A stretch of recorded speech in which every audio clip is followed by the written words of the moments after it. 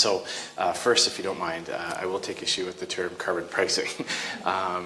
It's got a hunch what your term is. well, let's talk about that. When the market sets a cost to something based on supply and demand and the freedom to buy that item, that's a price. There's a price on apples. I don't have to buy it, and depending on what the crop year is like in certain areas, that price goes up and down. That's a price. When the government sets it, enforces its collection, and takes it into its coffers, that's a tax. And all the liberal spin machine in the world doesn't change that. Canadians didn't vote for a carbon tax. Justin Trudeau campaign promised that he wouldn't bring in a carbon tax.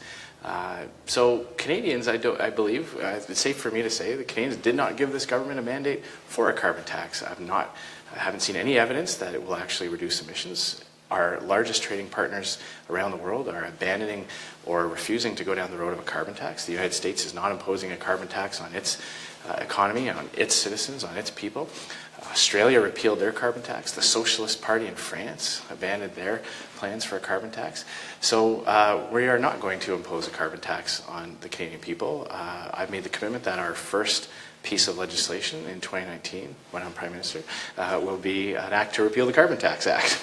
And then we're going to, but in advance of that, I do acknowledge the second part of your question, the what's your plan? And I am cognizant of the fact that we have to have something credible to say on the environment.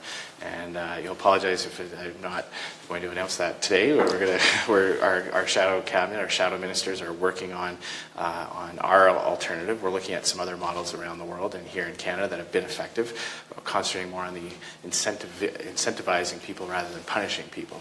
That's going to be the tack we're going to take, and I'm confident that it'll be fully costed, and it'll have a real impact, a meaningful impact, and won't just become another revenue stream for the government.